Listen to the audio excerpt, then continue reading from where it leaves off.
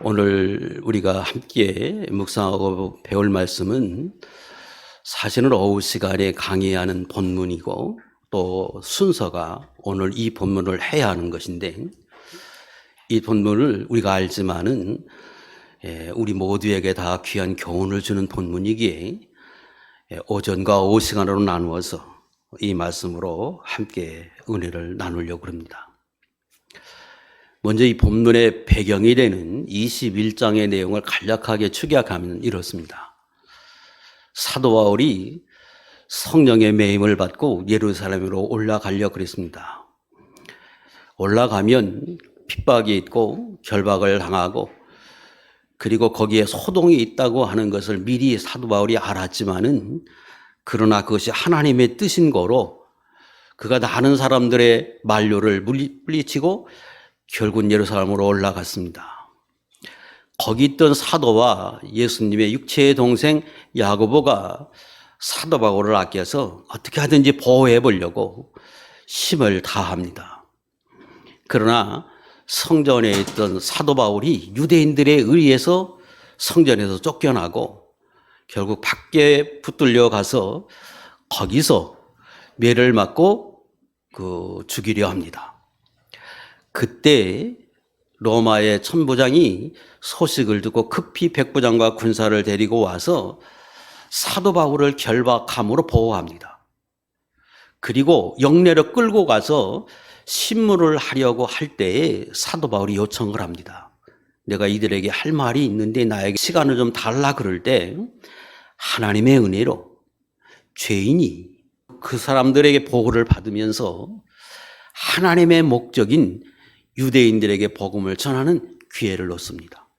그리고 그 자리에서 제일 먼저 사도 바울이 자신이 어떻게 예수를 믿게 됐고, 그리고 또 그 과정을 좀 자세히 그렇게 설명하는 부분이 오늘 우리가 배울 말씀입니다. 자신은 유대인으로서 길리기아 성 다소에서 출생을 했고, 그리고 당시에 최고의 율법학자인 가말리엘 문화에서 거기서 공부했던 사람이다. 엄한 율법 교육을 받아서 빌립보 3장에는 율법으로 말하면 흠이 없는 사람이라고 본인을 소개합니다. 그리고 그는 열심도 있어서 그 어떤 유대인들보다도 앞장서서 하나님을 앞에서 충성을 다했고 또 열심으로 섬겼던 사람이라고 말씀합니다. 빌립보 3장 5절로 6절 말씀에 본인이 그 출신 성분이 유대인들로 봐서는 제일 동경하는 제일 귀한 가문에서 태어났다고 하는 것도 강조합니다. 자, 오늘 본문에 이 개종을 통해서, 회심을 통해서 우리가 몇 가지를 먼저 알 수 있습니다. 첫 번째는 인간이 예수를 믿고 하나님의 자녀가 되는 것은 그 사람의 출신, 또 학문, 지식, 열심, 노력 이런 거 가지고 되지 않는다는 거예요. 그가 최고의 가문에 출생을 했고 최고의 스승 앞에서 최고의 학문을 갖췄지만은, 그리고 최고의 열심을 갖췄지만 결국은 예수를 믿는 자리에서는 실패합니다. 그리고 오히려 그가 그 열심이 예수님을 박해하고 예수 믿는 성도들, 하나님의 나라를 회방하는 일에 앞장서는 결과를 얻었습니다. 인간의 지식, 학문, 열심, 그 사람의 그 외적인 어떤 출신 조건들이 우리의 구원을 좌우하지 않는다. 이걸 먼저 알게 됩니다. 두 번째는 참 믿음. 예수 그리스도를 믿고 구원을 받고 하나님이 기뻐하는 이 믿음을 갖는 것은 전적으로 하나님의 은혜라는 겁니다. 사도 바울이 그가 자기 육체적으로는 하나님을 알지 못했고, 그리고 예수님을 믿어서 구원받은 사람이 되지 못했는데 어떻게 구원받았느냐, 그걸 지금 설명하는 거예요. 어느 날 본인이 다메섹 동산에 가고 있었다. 이유는 그곳에 예수 믿는 사람들이 있었고 그들을 잡아서 옥에 가두기 위해서 지금 가고 있었는데, 다메섹 동산에 가까이 왔을 때에 하늘에서 빛이 비추었고, 그리고 하늘의 음성을 본인이 들었다. 그것을 통해서 본인이 비로소 하나님을 발견하고 예수를 믿어서 하나님의 자녀가 되었다고 설명합니다. 이것은 그 사도 바울이 어떤 큰 이적을 경험했다든지 큰 사건을 경험하고 범으로 그가 중생했다, 그런 의미의 말이 아닙니다. 만약에 어떤 큰 이적, 죽은 사람이 살아나는 이적을 통해서 중생할 수 있다고 하면 예수님 당시에 수많은 사람들이 믿어야 했고, 그리고 다메섹 동산에서 사도 바울이 경험한 빛을 보고 음성을 들었던 사람들도 중생하고 하나님의 사람이 되어야 하는데 그들은 그러지 못했습니다.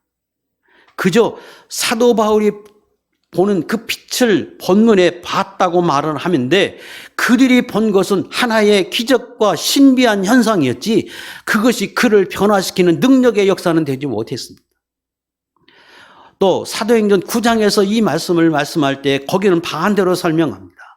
빛은 보지 못하고 음성을 들은 사람이 거기 있었는데 그들이 하늘의 음성을 들었음에도 불구하고 그들이 중생했다는 말이 없습니다. 본문은 하나님의 특별한 은혜, 사도 바울에게 하나님이 빛이 비추어지는 은혜, 하늘의 음성을 듣는 은혜를 그에게 주심으로 그가 하나님의 자녀가 되었음을 말씀합니다. 신명기 29장 3절로 4절 말씀에 보면 곧 그 큰 시험과 이적과 큰 기사를 내 눈으로 보았느니라. 그러나 깨닫는 마음과 보는 눈과 듣는 귀는 오늘 여호와께서 너희에게 주지 아니하셨느니라. 하나님이 기적은 경험하게 할 수 있어요. 오늘 우리가 살아가면서 어떤 큰 일을 볼 수는 있어요. 그러나 그것이 그 사람을 중생케 하는 일하고는 별개라는 겁니다. 사도행전 9장과 22장의 말씀 잠시 후에 다시 한번 설명하겠지만, 그때 그 사건은 특별한 사건임을 오늘 여기 알게 하기 위해서 9장과 22장의 내용이 약간 차이가 있음도 그런 의미가 있습니다. 자, 그러면 그때 당시에 사도 바울에게 비쳤던 그 빛은 어떤 의미가 있느냐?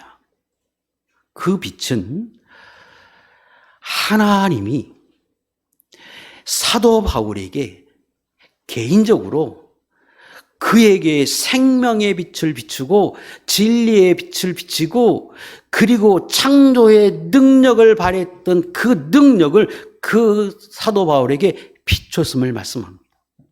요한복음 1장 1절로부터 쭉 설명을 합니다. 뭘 설명하느냐?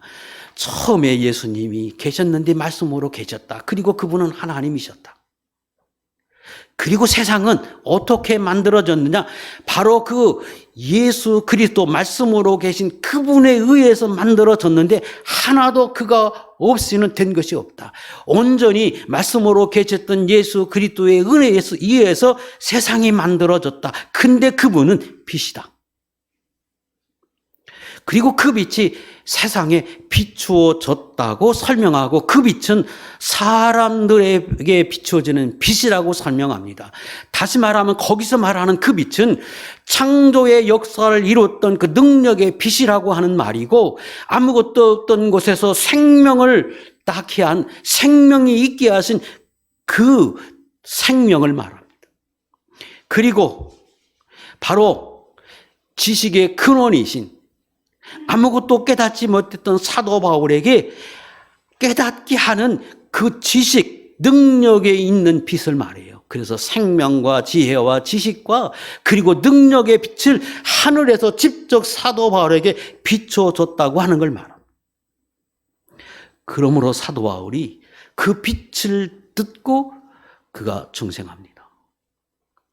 세 번째 알 수 있는 것은 하나님은 오늘날에도 사울과 같은 이런 사람도 하나님의 능력의 빛이 비추면, 생명의 빛이 비추면 그가 변화돼서 바울이 될 수 있다고 하는 겁니다. 돌과 같은 사람이라도 그가 하나님의 은혜를 입어서 가치 있는 인생이 될 수 있음을 말합니다. 마태복음 3장과 누가복음 3장에서 주님이 설명하십니다. 이스라엘 백성 너희들 교만하지 말고 자긍하지 말라.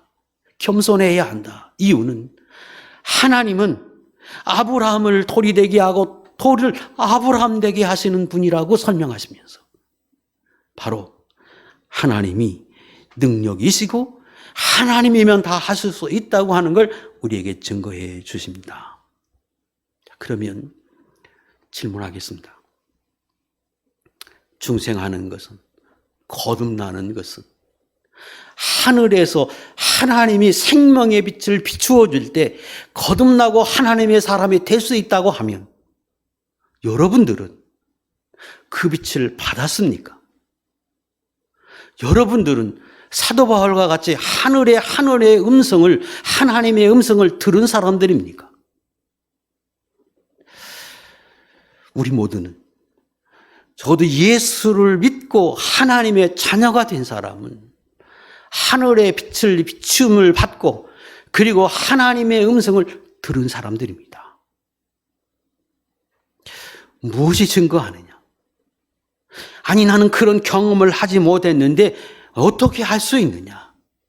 고린도 후서 4장 이렇게 증거합니다. 읽겠습니다. 시작. 어두운 데에 빛이 비치라 말씀하셨던 그 하나님께서 예수 그리스도의 얼굴에 있는 하나님의 영광을 아는 빛을 우리 마음에 비추셨느니라. 아무것도 없던 그곳에 세상에 빛이 있으라 말씀하고 세상에 땅이 만들어지라고 말씀하고 세상에 이 모든 것을 창조하셨던 그 말씀이, 그 지혜가, 그 빛이, 예수 그리스도에게 있었던 그 빛이 오늘 우리의 마음속에 비춰져서 바로 하나님을 아는, 예수 그리스도를 아는 지혜를 얻는 그 능력을 우리가 힘있게 됐다는 거예요. 누구에게? 오늘 예수 믿는 사람들 모두에게 다 이 빛이 비춰져 있습니다. 그 질문하겠죠. 아니, 나도 사도 바울과 같이 빛을 비추면 내가 알겠는데 나는 사실 그런 거 경험해 보지도 않았고 난 마음이 뜨거운 것도 경험하지 못하고 그저 어느 순간에 예수 믿어서 오늘 여기 왔는데 나도 그랬습니까? 그렇습니다. 마치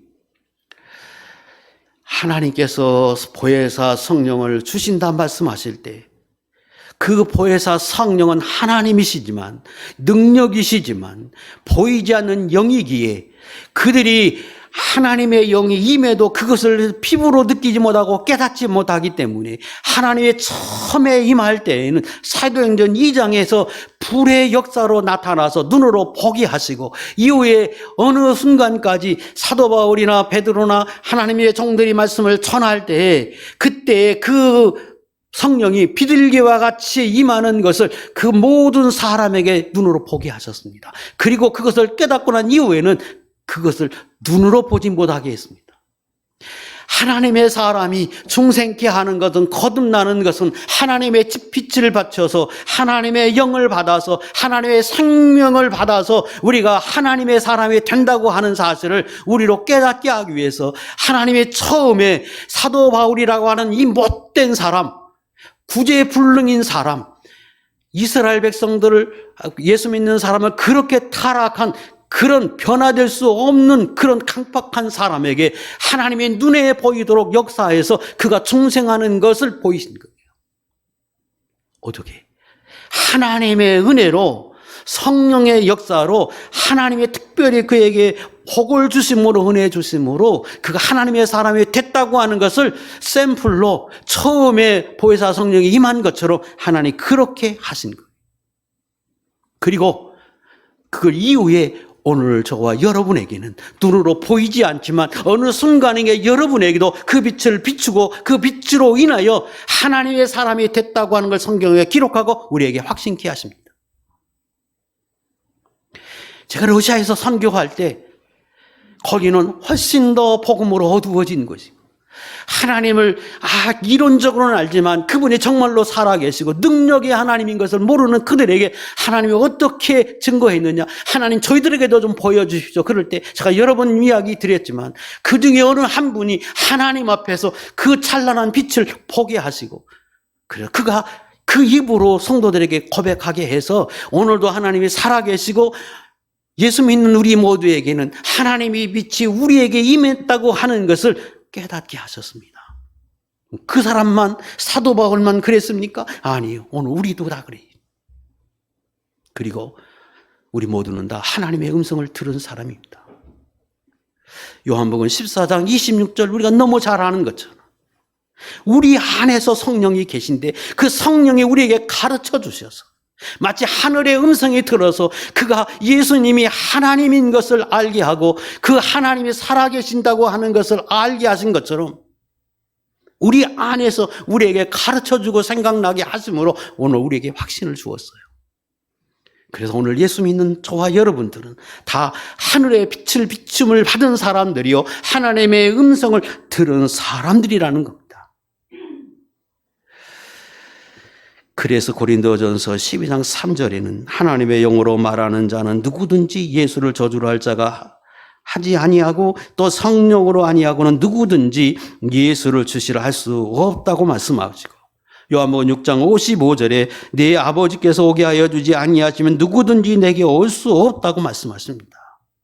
다시 말하면 하늘의 빛을 비춤을 받지 않고 하나님의 음성을 듣지 않고 하늘 예수 그리스도를 믿을 수 없다고 하는 걸 말해줘요. 자, 그러면 안 믿는 사람은 어떨까?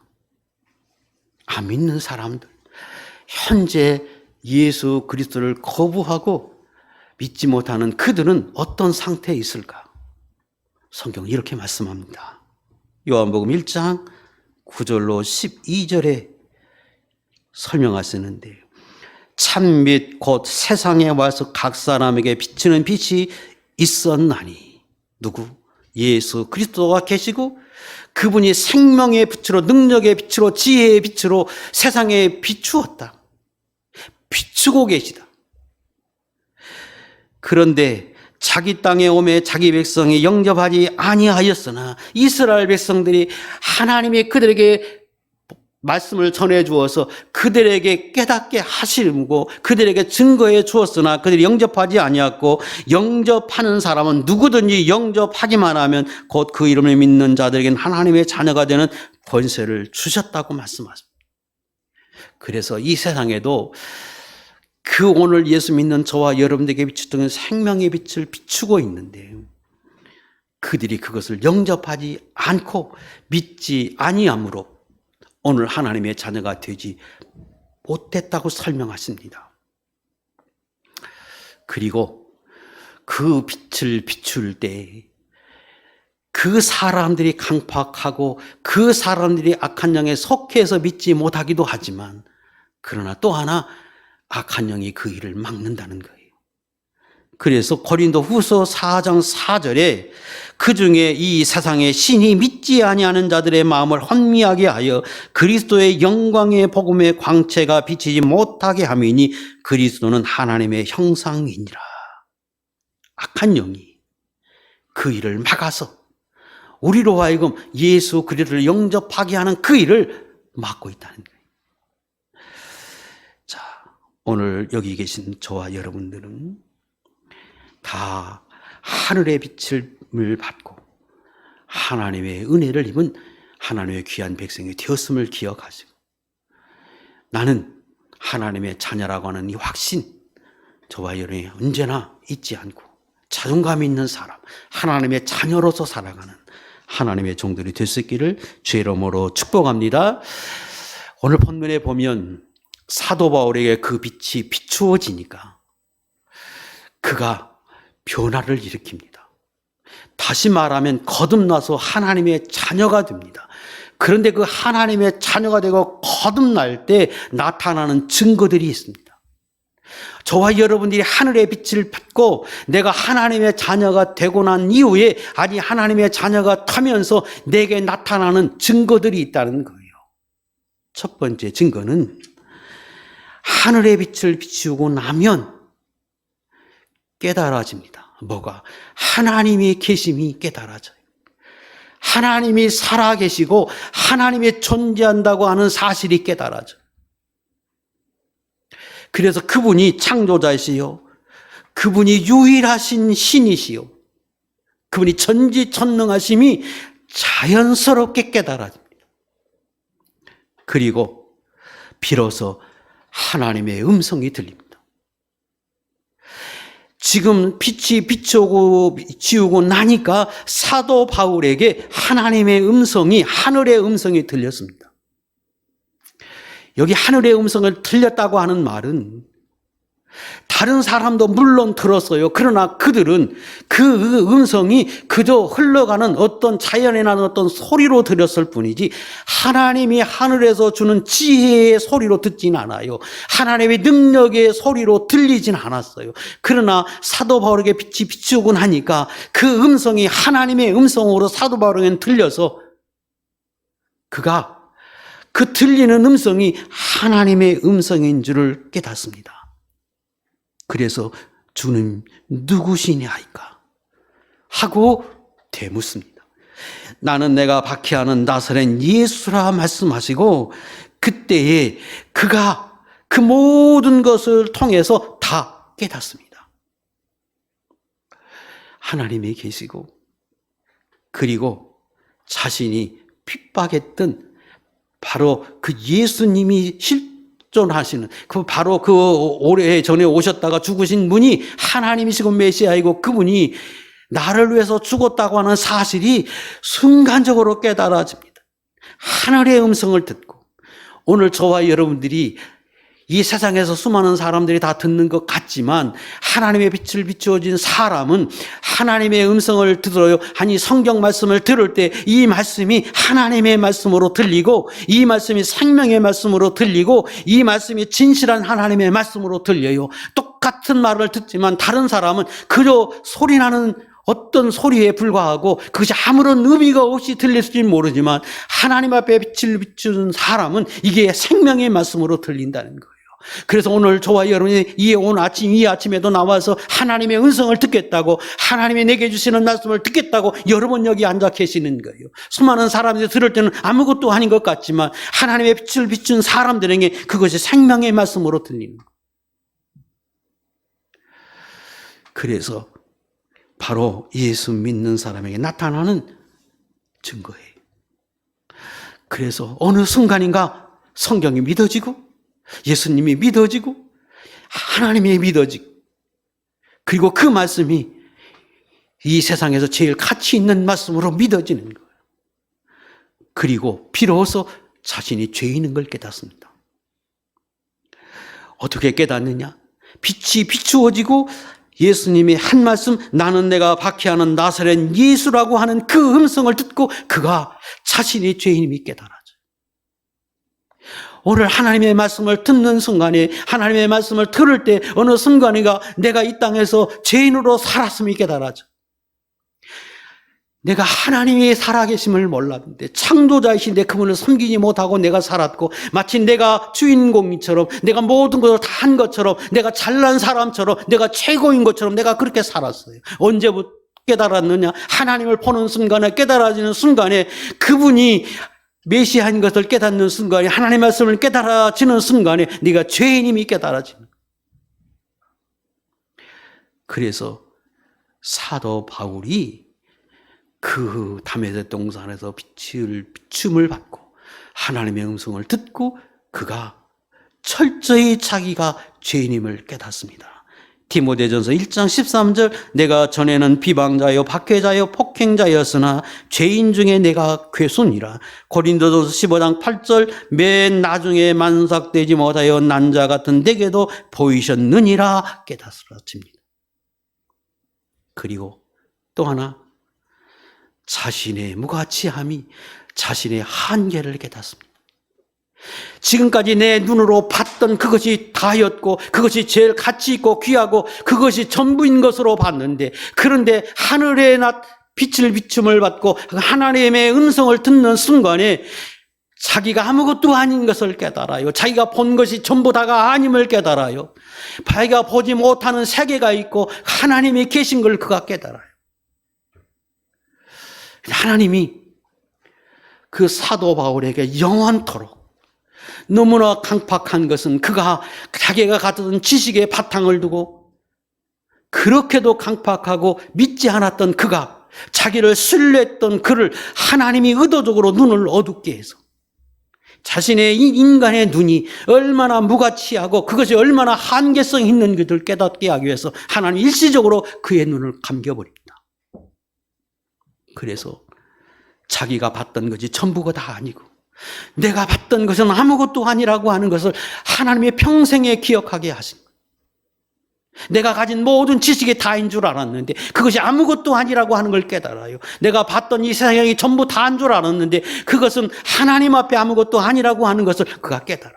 자기 자신이 얼마나 연약한 존재인지, 미약한 존재인지, 얼마나 나약한 존재인지를 하나님이 철저히 깨닫게 하세요.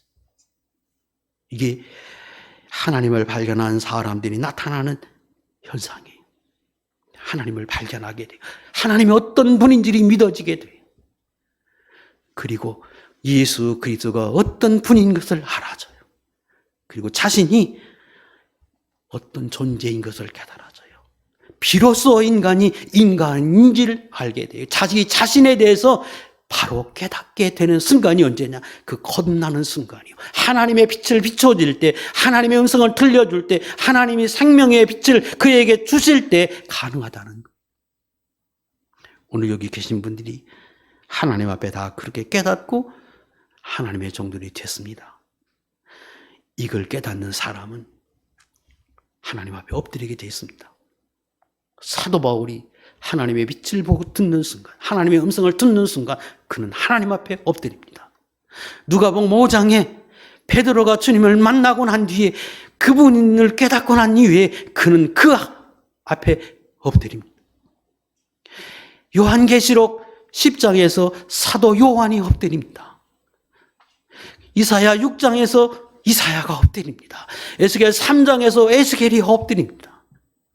오늘 예수님을 만나면, 자기 자신을 발견하면 하나님 앞에 자기 자신을 내려놓고 엎드리게 돼 있습니다. 주님은 나의 주님이십니다. 나는 피조물에 불과하고 나는 흙으로 만든 존재입니다. 깨달아지고 그 하나님 앞에 엎드리게 돼 있습니다. 이게 예수님을 만난 사람의 현상이에요. 증거예요. 이것이 하나님의 은혜라고 하는 것을 오늘 우리에게 알게 하십니다. 예수 믿는 사람이 가져야 할 두 가지 덕목이 있는데, 하나는 나는 죄인이라고 하는 겁니다. 나는 죄인이다. 디모데전서 1장 15절에 사도 바울은 나는 죄인 중에 괴수이다, 우두머리다 이렇게 말합니다. 그 말은 내가 과거에 그렇게 살았습니다 이 말이 아니에요. 현재형이에요. 현재 나, 지금 나, 내가 은혜를 받고 변화된 나, 그럼에도 불구하고 하나님 앞에는 내가 죄수, 죄인이라고 그는 평생에 고백하면서 삽니다. 예수 믿는 사람이 그 자각이 있어야 해요. 나는 죄인이다. 과거에도 죄인이요, 현재에도 내가 하나님 앞에는 죄인이다. 이 자각이 필요합니다. 두 번째는 나는 의인이라는 거예요. 그럼에도 불구하고 하나님이 나를 받아주셨고 하나님이 나에게 빛을 비춰줘서 생명을 주셨다. 그래서 나는 누구도 나에게 정죄할 수 없고 나는 하나님의 자녀가 됐다고 하는 이 확신이 우리에게 있어야 해요.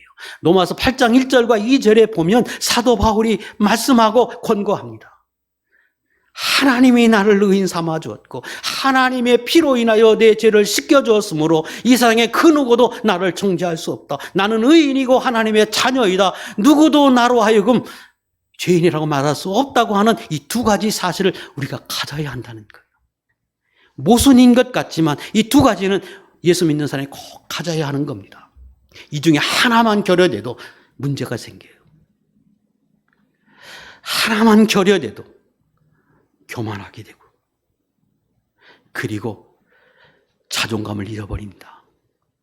나는 죄인이다. 그것만 가지면 자기 자신이 얼마나 소중한 존재인지, 자기가 얼마나 하나님 앞에 귀한 가치를 지닌 사람인지 이걸 잃어버리게 돼요. 그러나 내가 죄인이지만 나를 위해 예수님이 죽어주셨고 그의 생명으로 살려서 나를 하나님의 자녀 삼아주었다고 하는 이 귀한 그 생명을 얻은 사람으로서의 의인인 것을 우리가 알 때 내가 얼마나 가치 있고 귀중한 존재인지, 하나님 앞에 세상 앞에 내가 당당해야 하는지를 우리에게 알게 하세요. 그리고 그 죄인이라고 하는 의식 속에서 나로 하여금 겸손하게 해서 그 모든 것이 다 하나님의 은혜요, 내가 하나님의 은혜 가운데 살아가고 있다고 하는 이 사실을 우리에게 깨닫게 해서 언제나 이 두 가지는 예수 믿는 사람이 가져야 할 덕목이다. 사도 바울에게 하나님이 철저히 그에게 체험케 해서 평생에 나는 죄인 중에 개순이라, 그럼에도 불구하고 만삭되어 나지 못한 자와 같은 나를 하나님이 충성되이 여겨서 나로 하여금 사도 직분을 주셨다고 하는 이 확신과 또 감격 속에서 그는 한평생 살았습니다. 오늘 우리가 그래야 한다는 겁니다. 또 이와 같이 하늘의 빛을 비추고 하나님의 은혜를 입고 나면, 그래서 하나님을 깨닫게 되고 예수 그리스도를 깨닫게 되고 내가 누구인지 깨닫는 사람은 마땅히 오늘 사도 바울의 고백처럼 10절에 주님 무엇을 하리이까, 우리도 이래야 합니다. 주님 내가 무엇을 하리이까. 내가 이제는 내가 주님을 발견하고 내가 누구인 줄 알았고 내가 죄인임을 알았고 내가 은혜 입은 하나님의 사람을 알았으므로 나는 이제부터는 내가 주님을 따르겠습니다. 내가 어떻게 살까요? 내가 어떻게 살아야 합니까? 하고 물어야 합니다. 그리고 그렇게 결심해야 합니다. 적극적으로 따라가겠다고 하는 결심이에요. 당연하잖아요. 이것이 오늘 우리 본문을 통해서 오늘 우리에게 알게 하십니다. 요한복음 6장에 보면 예수님이 오병이어의 이적을 행하고 나니까 수많은 사람들이 주님을 따릅니다. 그럴 때 그들 중에 많은 사람들이 묻습니다. 예수님, 내가 어떻게 해야 나도 하나님의 일을 합니까? 내가 어떻게 주님을 쫓아야 합니까? 그리 묻습니다. 그때 주님이 이렇게 말씀하십니다. 읽겠습니다. 요한복음 6장 28절 29절 시작. 그들이 묻되 우리가 어떻게 하여야 하나님의 일을 하오리까? 예수께서 대답하여 이르시되 하나님께서 보내신 이를 믿는 것이 하나님의 일이니라 하시니. 이제 깨달았으면 잘 믿어라. 바로 믿어라. 열심으로 믿어라. 최선을 다해서 주님을 따르라. 이게 주님의 말씀이고 명령입니다. 이게 우리가 해야 하는 겁니다. 주님을 발견한 우리가 해야 하는 최고의 일이, 하나님의 일이 뭐냐? 주님을 바로 섬기고 따르는 일입니다. 이 사도 바울이 주님 무엇을 하리까 그럴 때 주님이 하늘에서 음성을 들려주었습니다. 일어나 다메섹으로 들어가라. 내가 해야 할 모든 것을 거기서 누가 이르리라 하시거늘. 무슨 말씀입니까? 이제는 내가 주인 됐는데, 내가 내 마음대로 살았는데, 내 뜻대로 살았는데 이제 가라. 그러면 너에게 어떻게 해야 하고 어떤 일을 해야 하고 어떻게 살아야 하는지 내게 가르쳐 주실 거다. 그러면 그렇게 따라가라고 말합니다. 무엇을 하리까 말씀할 때 주님은 한마디예요. 이제는 나를 따르라. 내가 말하는 대로, 내가 내게 감동하시는 대로, 내가 깨닫게 하는 대로 내가 그렇게 살라는 것. 그리고 상징적으로 주님이 그의 눈을 가리웠습니다. 그렇게 신뢰했던 자신을 보지 못하게 해요. 너는 소경과 같아서, 인간은 소경과 같아서, 인간의 지식은 아무것도 아닌 것과 같아서, 그것에 의지해서 그렇게 살았던 내가 이제는 그렇게 살지 말고, 아무것도 보지 못하는 사람인 줄 알고, 이제는 내가 내게 말하는 대로, 내게 지시하는 대로, 너에게 역사하는 대로 내가 그렇게 살라는 거예요. 이끌려 살라, 의타적인 사람이 되라고 주님은 말씀하십니다. 이게 예수 믿는 사람의 삶입니다. 주님을 발견한 사람의 마땅한 삶이, 이전엔 내가 주인이었어요. 그러나 이제 주님을 발견한다고 난 이후에는 주님을 따라가는 겁니다. 주님 인도하시는 대로, 주님 말씀하시는 대로, 주님이 깨닫게 하시는 대로, 네 안에 계신 주가 감동해 주시는 대로 그렇게 살라는 겁니다. 그리고 평생에 잊지 말 것은 나는 소경이다. 이 말은 인간의 가치, 인간의 생각, 인간이 가졌던 경험들, 이 모든 것에 기초두지 말고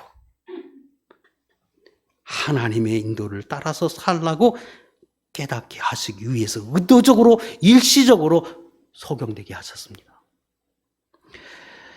예수 믿는 것의 시작은 주님을 발견하는 일이요, 발견되고 난 이후에 우리에게 요구하시는 것은 누구든지 나를 따라오려거든 자기를 부인하고 자기 십자가를 지고 나를 따를 것이라고 말씀합니다.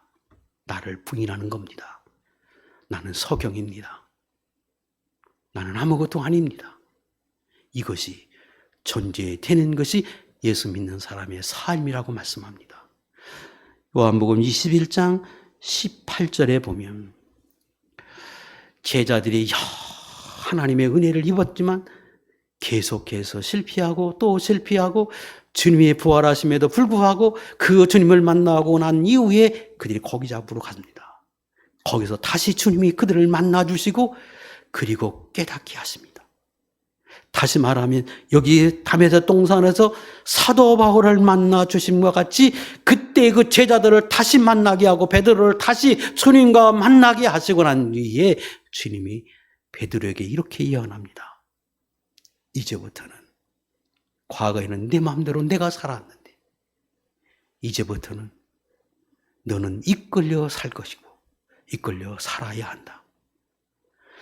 그렇게 살게 될 것이라고 말씀하고 실제로 그렇게 살게 됩니다. 순교를 의미하는 말이기도 하지만 기본적인 의미는 내가 주님을 발견하고 난 이후에 내가 이제는 주님에 의하여 살게 되는 인생이 될 거라고 말씀하시는 것입니다. 그리고 그렇게 살라고 말씀하십니다. 오늘 저와 여러분들은 사도 바울이 담에색 동상에서 주님의 음성을 듣고 하늘의 빛을 비추는 놀라운 축복을 받았습니다. 그런데 그 은혜는 사도 바울만 받은 게 아니라 저와 여러분도 받았습니다. 그래서 생명을 얻었고 하늘의 지혜를 얻고 창조의 능력을 지닌 그 능력을 우리도 힘있게 됐습니다. 그러므로 예수 믿는 사람은 하나님 앞에 이 큰 은혜를 받음을 알고 내가 언제나 주님, 내가 어떻게 하리이까? 내가 무엇을 하리이까?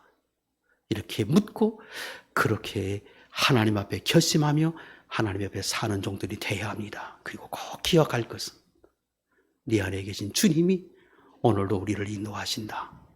그때 나는 소경과 같은 존재임을 깨닫고 귀한 존재이지만 내 뜻대로, 내 생각대로, 내 힘으로, 내 경험으로 살지 말고 이후로부터는 우리를 사랑하시고 우리를 인도하시는 그 하나님의 인도를 따라서 사는 거룩한 종들이 다 될 수 있기를 주의 이름으로 축복합니다. 기도하겠습니다.